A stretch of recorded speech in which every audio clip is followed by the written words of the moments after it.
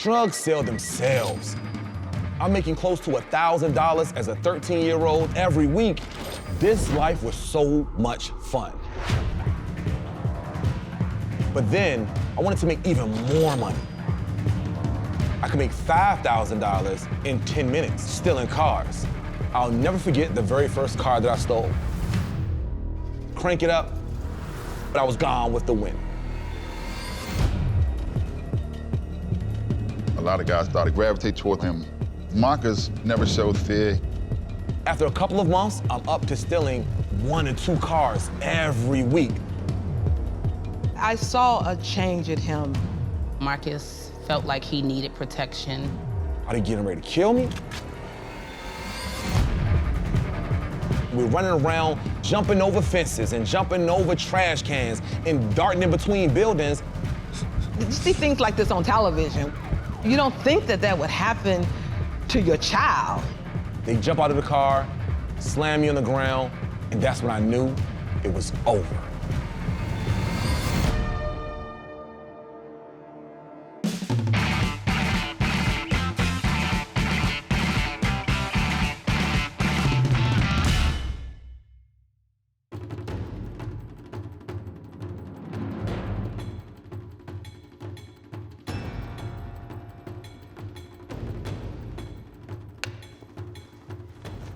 My name is Marcus Bullock.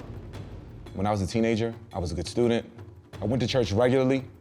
I was a great athlete with aspirations of playing in the NBA. That all came to a screeching halt when I was convicted of carjacking and facing life in prison at 15 years old because I was labeled a super predator.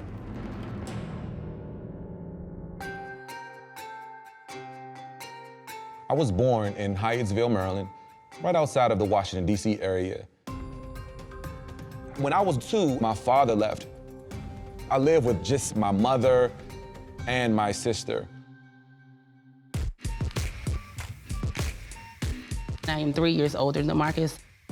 Growing up, I probably wasn't the best example for Marcus. I was very much rebellious. We were horrible, horrible children at the time. But Melanie, she was my role model. Marcus followed me around a lot. We would do things like break into the pool at night, taking our mom's car. We literally took the mechanics of what we learned from playing video games and took that and applied that to the steering wheel. My mom, because she wasn't around much, she didn't know a lot of the things that we were doing. I'm blessed that Melanie and Marcus, they were very close. But as a single mom, the rebellion was a tremendous challenge. My mom was an incredible woman. While she worked at the Food and Drug Administration and not really making much money, she also started to go back to college. Everything that I did was to be a real example for them. I wanted them to see what they needed to grow into being, and that education is key.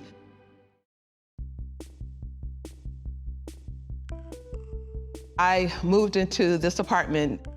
The children didn't have far to go to catch the bus. My aunt, she lived in the same complex. I lived on one end and she lived on another. I felt like I was moving into a really nice apartment, but 2 or 3 blocks away, there were people engaged in selling drugs and following a path that I did not want them to take. DC in the 80s, DC in the early 90s, that was when drug lords were taking and sweeping neighborhoods. Every time you turned on the news, there was a different murder that was being committed. 1989 is well on its way to becoming the deadliest on record in Washington. 90 people murdered in the first 2 months. Walker Mill, Maryland, emulated some of the craziness that you would see in one of the worst neighborhoods in the Washington metropolitan area. I saw people walking around with guns in their pants, just casually. I saw drugs being trafficked in the middle of the street.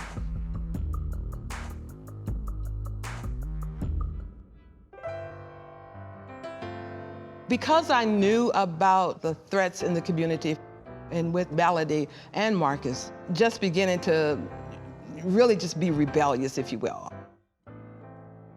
I sought to raise my children in the church. My mom made sure that we stayed at church, participated in kids' choir, Bible study, prayer service, anything that was going on at the church, we were there. School during the day and church in the evening. I made most of my friends in church. In elementary school and middle school, my life was about basketball and oratorical contests.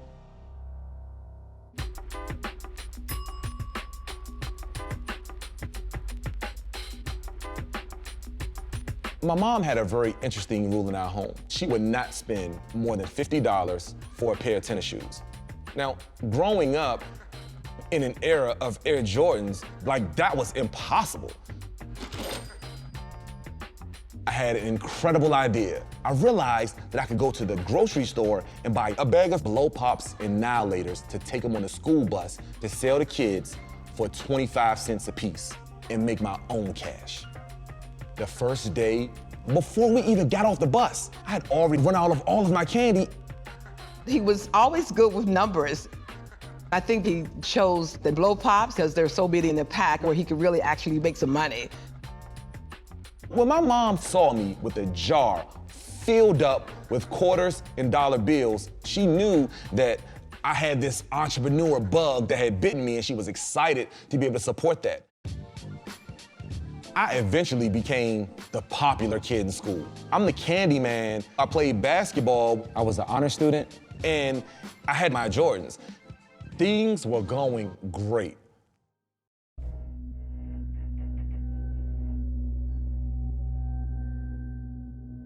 One night, I had a full suit on because we came home from a church event, and my sister asked me to walk to my aunt's house to go borrow her iron.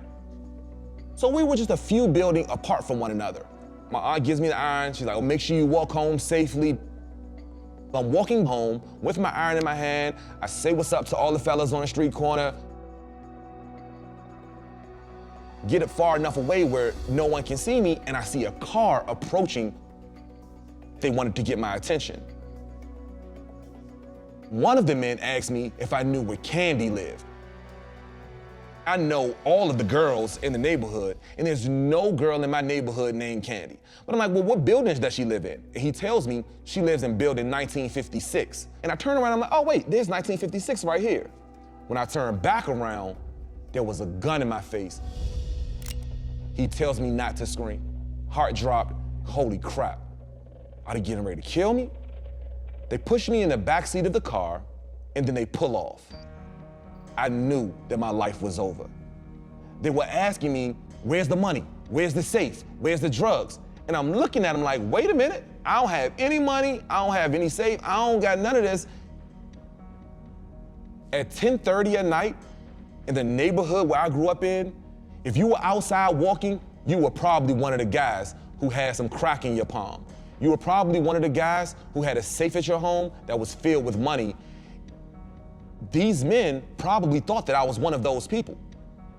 And they're telling me, well, take us back to your house. And I'm like, well, clearly I'm not gonna take you back to my house because that's where my mother and my sister live. So I told them no. And we're driving around now for hours while I'm sitting in the back seat wondering what is getting ready to happen to my life. I called my aunt and I'm like, is Marcus there? And she was surprised that he wasn't with me. Where is he? We were wondering what was going on. Where could Marcus be? Eventually, he points the gun at my head. He says, if we let you go, you've never seen us before, right? I'm like, dude, if you let me go, I will never, ever, ever, ever call the police. You don't have to worry about it. I don't even know what you look like. I'm good. The guy stops the car and said, get out. I jump out, crying with every tear inside of me, sprinting home, still in dress shoes in a suit that I had on from church, with an iron still in my hand, wondering what in the world just happened. When Marcus came home, his clothes were drenched, he was crying, he had been running. I've never seen Marcus respond that way. We knew that something had happened to him. I begin to tell him what happened. I'm in shock and disbelief that something like this could have actually happened. You see things like this on television. You don't think that that would happen to your child. I can't begin to imagine all the things that were running through his mind. I think that, that was a changing point in his life. After that incident, Marcus felt like he needed protection. At 13 years old, I made a promise to myself that I would never, ever get caught without a gun ever again.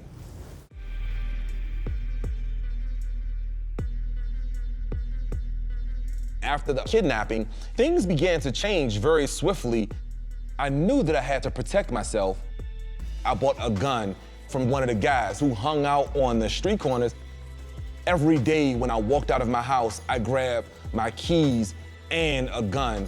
Every day when I went to sleep at night, I made sure to put my gun back underneath my mattress so that my mom couldn't find it. I was now a part of a different kind of community. I saw a change in him. He became angry, snappy, on edge.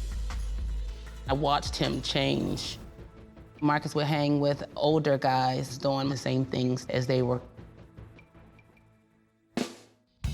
There was one guy, Big Mike. He had this pit bull. The pit bull was an animal that signaled that you were the man. I love that. I love the masculinity. I love the power every time he walked through the neighborhood. I wanted to be like Big Mike.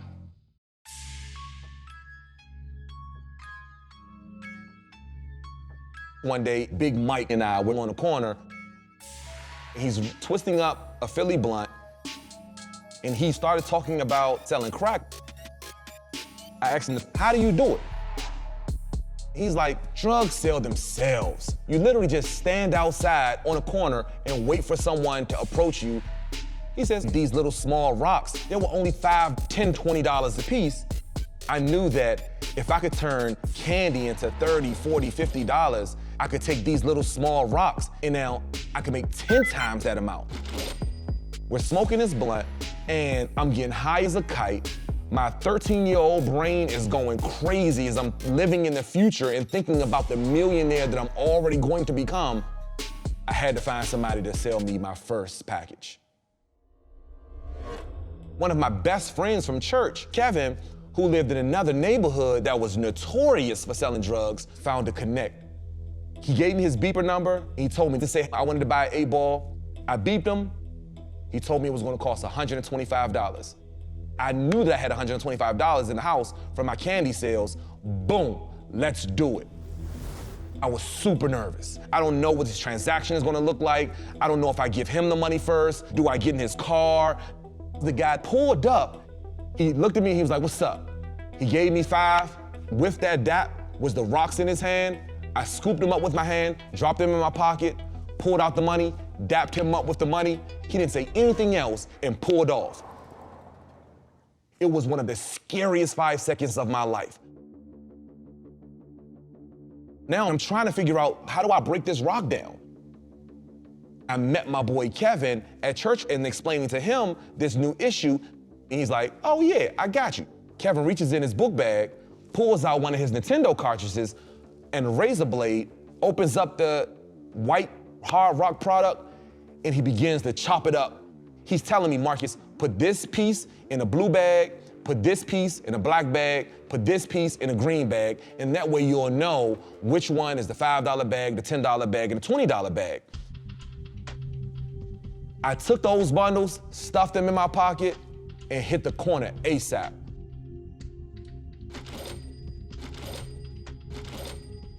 Before the end of the night, that entire 8-ball was gone, and now I turned to $125 into $300.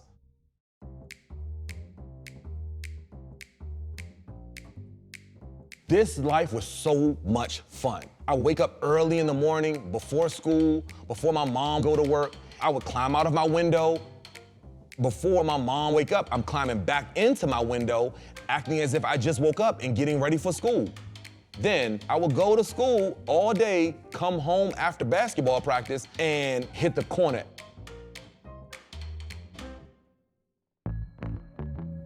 Melanie saw me every night on the corner, giving up dap to these random people every 5 minutes.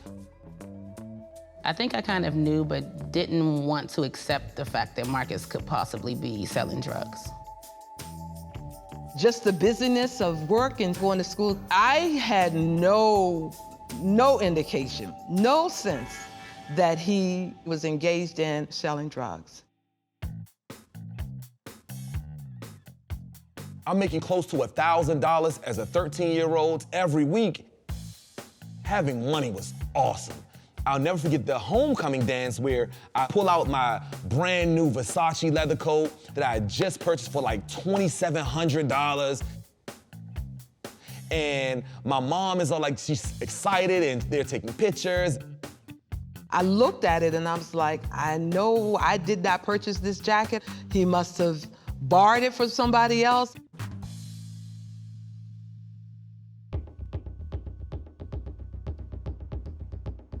I wasn't as excited as I once was about going out and hitting the street corner.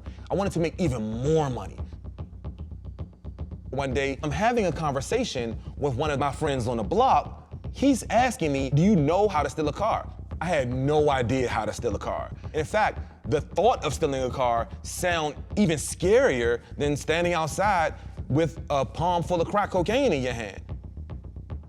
But when my friend was telling me how I could either make $500 a night from selling crack, or I could make $5,000 in 10 minutes stealing cars, this was a no-brainer.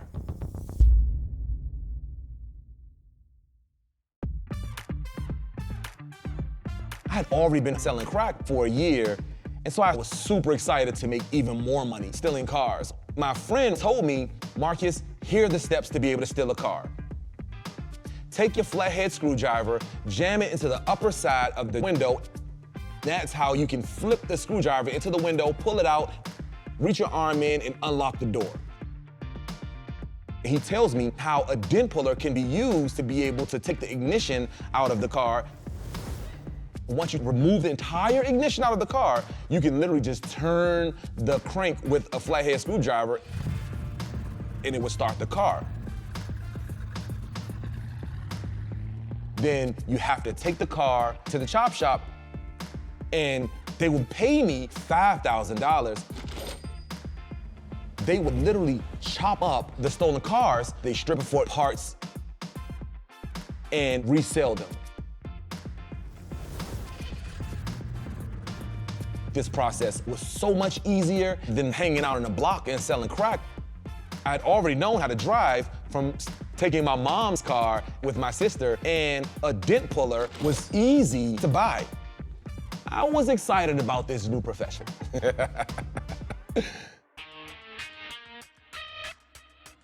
This was the 90s. Stealing cars around my neighborhood was a very normal thing.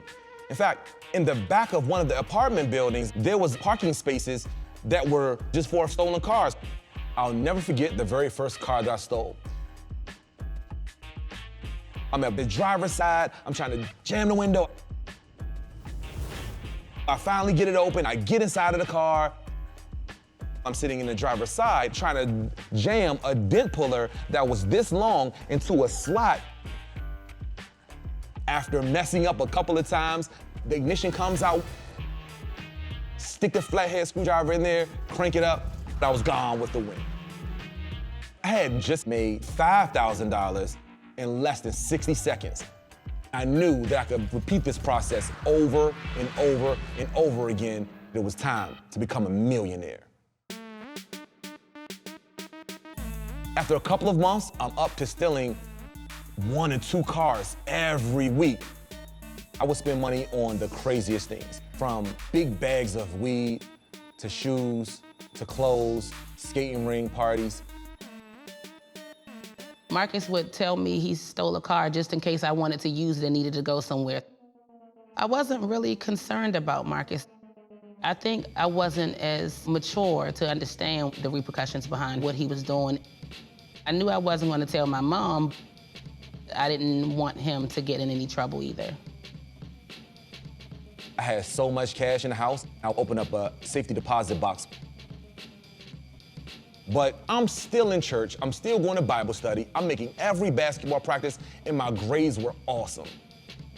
The church would always recognize the students that were on the honor roll. I was so proud to see, Melanie and Marcus go up and stand up there with all the other kids. My mom is proud of me, but if she wasn't on my back, I was trying to figure out a way to make more money. Dwayne was one of my best friends. I was in a math club, he was in a math club. We were both tutors at our school. We were on the same basketball team, and we both wanted to be able to go to the NBA. Dwayne and I were athletic, ambitious teenagers, but after school, we would smoke together. We would talk about basketball, we would talk about girls, or other times we would talk about the next crime that I was going to commit. Dwayne wasn't a part of that lifestyle, but I could tell that he was infatuated with this life. One day, Dwayne was like, hey, I want to learn how to steal a car. And I'm like, I got you. A couple of weeks later, Dwayne came to pick me up. He had a flathead screwdriver in his pocket. It was on. We're smoking weed on the way. When I started to see my life in the future, I saw myself graduating from Duke University with an electrical engineering degree, but going on to play for the Chicago Bulls. I believe that stealing cars was just my path to make $1 million to go to college. And I also believed that all of the things that I was doing at church and at school would outweigh this other life that I lived in the shadows. I had no idea how horrible things will become.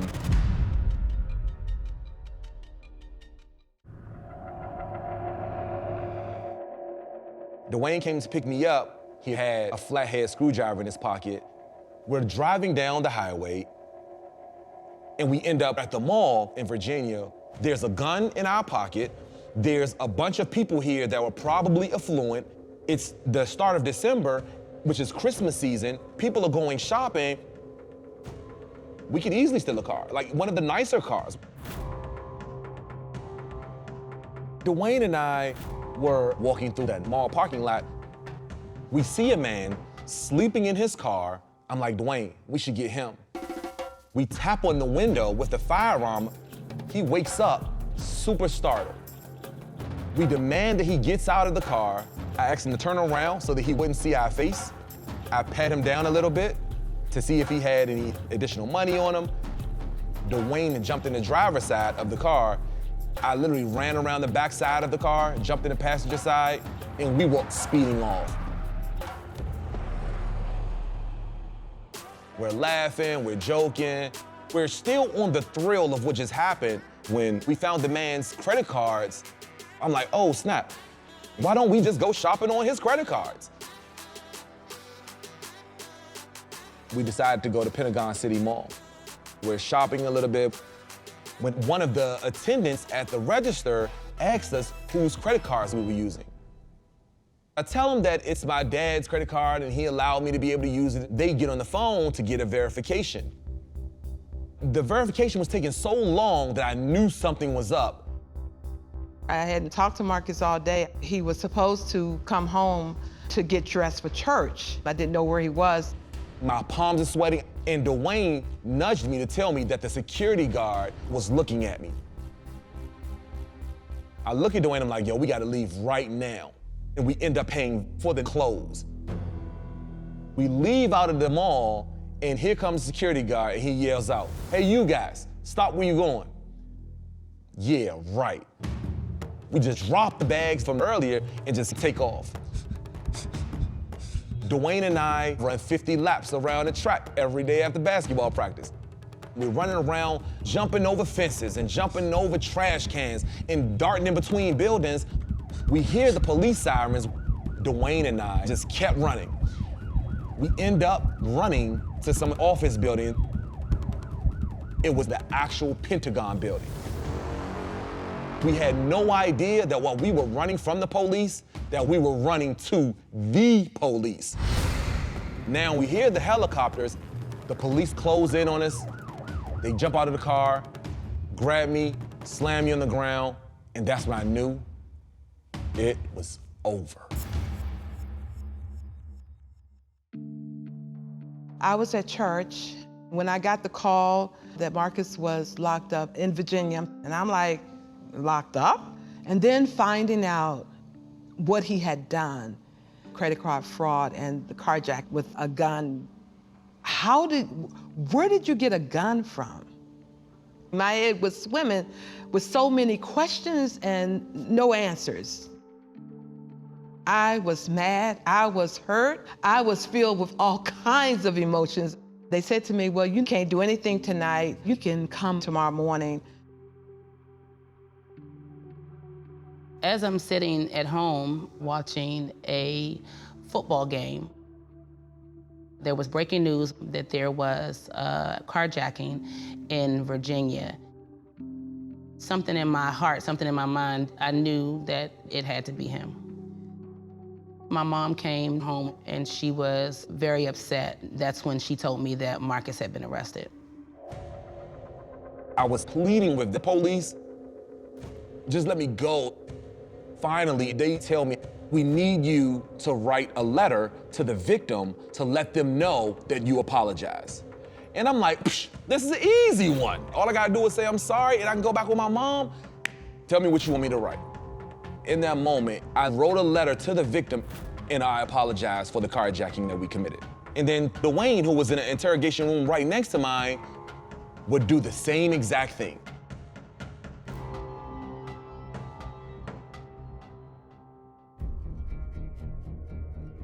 The next day, we go over to the courthouse to find out exactly, what was going on with Marcus.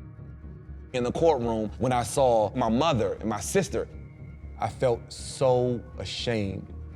I felt like I let my family down.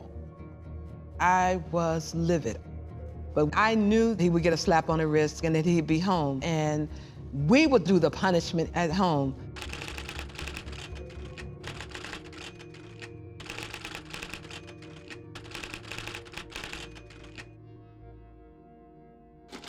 When I had learned that the crime that we had committed carried a life sentence, I said to myself, holy shit, we're really in trouble. My only son, 15 years of age, he was a part of the basketball team. He was on the honor roll. To have to spend your life incarcerated was just so mind-boggling. Up until that point, he had never had any trouble with the law. In the 80s and in the early 90s, on the news, they would talk about how these new super predators were coming into their communities and they were terrorizing. Super predator, predator. Predators, super predators. Kids that once stole hubcaps now rape and murder. They are not just gangs of kids anymore. No conscience, no empathy. These were black kids that were labeled as monsters, and they were coming into your neighborhoods and they were causing all of the havoc. There are no violent offenses that are juvenile. As a result of this new label, states were just starting to change laws. It gave them the opportunity now to take these black children like Dwayne and I and now charge them as adults. It didn't matter what home they came from or culturally what was going on in their neighborhood or how majority of us were all victimized in our own communities. I never thought in a million years that we would be labeled as a super predator.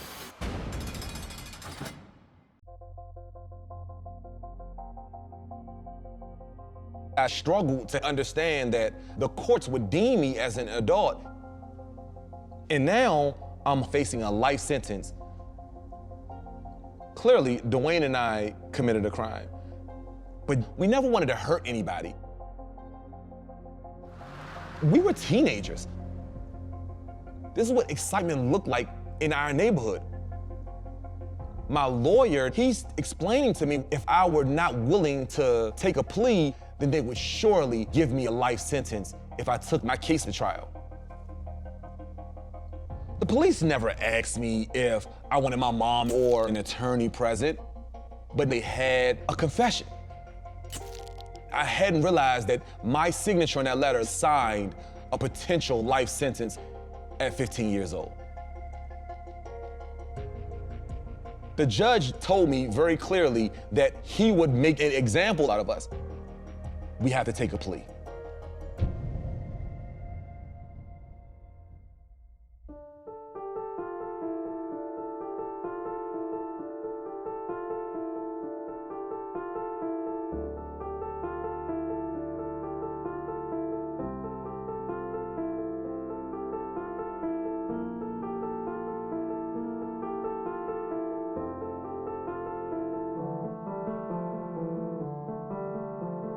8 years, I just couldn't believe that it was really a lot to take in.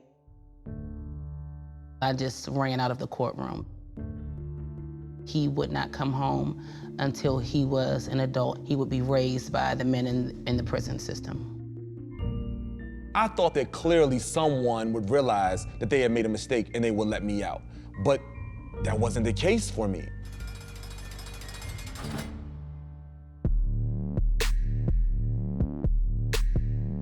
I was given inmate number 247384.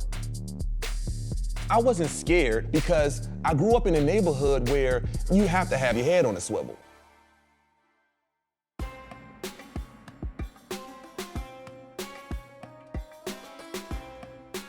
I met Tony because one day he saw me outside dunking on the basketball court.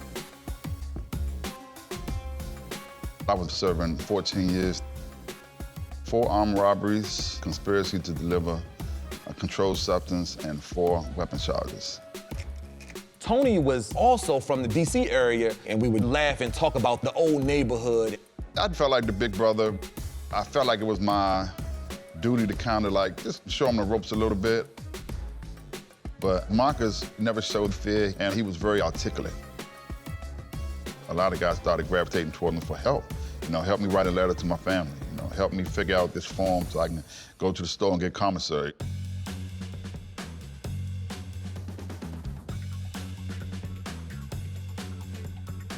One day, I realized that I would see people going to purchase commissary and they would always run out of food before the end of the month. I realized that I could go to the commissary and I could purchase 10 honey buns for 45 cents a piece and just hold them. I would hold them until the middle of the month when no one else had food, and I would tell them, I'll give you this honey bun, and all you have to do when we go to the commissary the first of the month is just give me 2 back, and we're all even.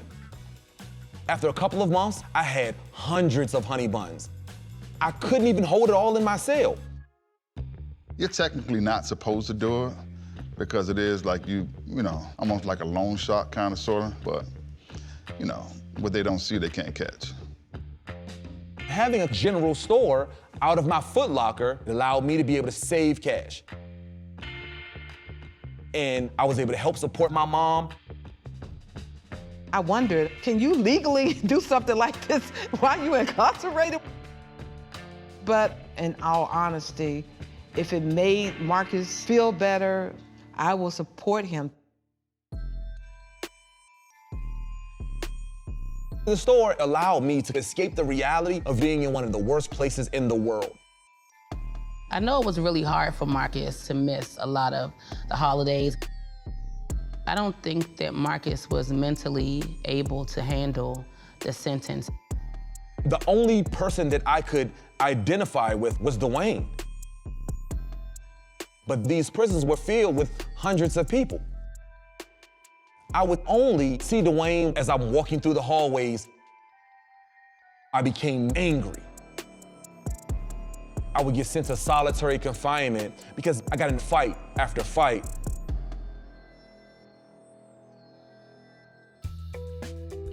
My mom heard this. She told me she was coming to visit me that same weekend. My mom looked me in my eyes and she said, Marcus, you have lost your mind if you think that I'm letting you go to prison culture. In fact, I'm gonna write you a letter or send you a picture every day for the next 6 years so that you can understand that there's life after prison. This is not the end. I believe that God has set you down so he could stand you up. I'm looking at my mom like, so Polaroids or some letters that you're gonna send to me is gonna change anything? My mom looks at me and she's like, yeah, all right, and she left. A couple of days later, I got a letter and a photo from my mom from that day forward. The letters will come every day. These photos and these letters saved my life and pulled me out of the deepest, darkest moments of depression, but it would also strengthen my friends as well. It allows you, again, to connect with the streets and with the society and with his family. So yeah, that also giving you motivation. You know, I'm like, I need to get back there, or I need to be prepared.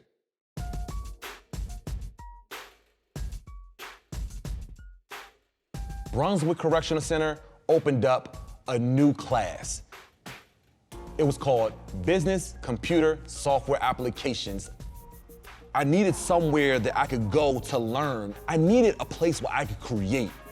In this computer class was that. I knew I didn't want to go home from prison and get back in the drug game. I definitely wasn't going to be stealing any more cars. What could I do after prison?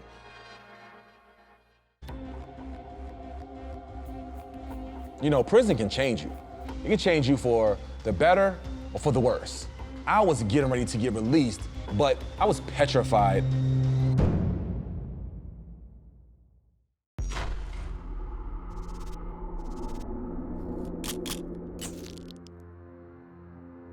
I didn't think that Marcus would ever be released. I mean, I watched him change over the years. He had grown up in prison.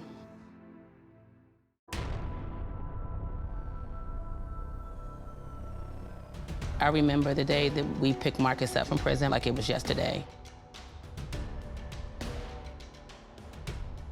I stood at the door waiting for him to come, pacing the floor back and forth. And when I first saw him, I immediately just burst into tears.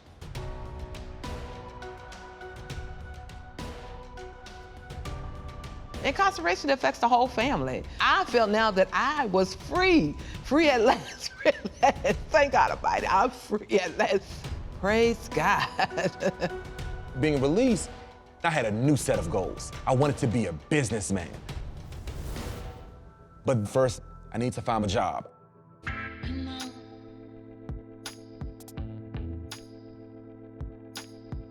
I would go on job interview after job interview. In each one of them, I had to check the box that said I had been convicted of a felony. It wasn't until the 42nd job application at a paint store that asked the question, have you been convicted of a felony, comma, within the last 7 years? Who, me? Convicted of a felony within the last 7 years? Nope. I hadn't been, and I was able to proudly select no, which gave me my first job. At the paint store, I would hear the customers come in and they would ask, how much do you guys charge to paint my kitchen? We don't paint kitchens. A light bulb went off, and that's when I created Perspectives Painting Contractors. While I was continuing to grow this painting business, Dwayne would come home from prison, and we became business partners. A few months later, my friend Tony would also be released from prison. When you come home from prison, you feel like the world is already against you. You got like what we call the scarlet letter, you know, the F, felony. I saved up a few dollars in prison. I was able to use the money to run a janitorial and facilities maintenance company. This new life that we were living was amazing. Marcus always wanted to bring everybody in, you know, he wanted to have that crowd success as opposed to just that individual success. Family connectivity in prison is the biggest contributor to success after release. My friends who lived in prison would constantly ask me, dude, can you please send me some pictures? I wanted to contribute to my friends in a way that my mom did for me. I believe that if I could send my friends a text message in prison, then I would share every moment with my friends. I wanted to build a mobile app that will allow users to be able to take a photo from their phone, upload it, type a quick message, and boom, we will print it on a postcard and ship it to any person in any cell, anywhere in the country. Flikshop became known as the Instagram for the incarcerated. Knowing the value that it offers to keeping families connected, and it gives hope for those persons who are behind bars, I'm thankful. Guys come home from prison, they don't know how to write a check. They don't even know how to open a bank account. So we created the Flikshop School of Business because we wanted to show people how to structure and run a viable company. Our ultimate goal at Flikshop is to reduce recidivism by 50% by 2030. My mom is now the relationship manager at Flikshop to ensure that they know that they're not alone. Marcus says I'm mom in chief. To have Dwayne and Marcus and Tony working together, it's a dream. To see my little brother's accomplishments has really inspired me to become a better person. I'm extremely proud of my brother. Today, I sit on the board for the Justice Policy Institute, as well as the advisory board for Princeton University's Prison Teaching Initiative. I'm a top 40 under 40 award recipient from the NAACP. Dwayne is this incredible lawyer, and he's a poet. He's graduated from some of the best schools in the country. This is what restoring humanity can look like when you have support on the other side of these prison walls.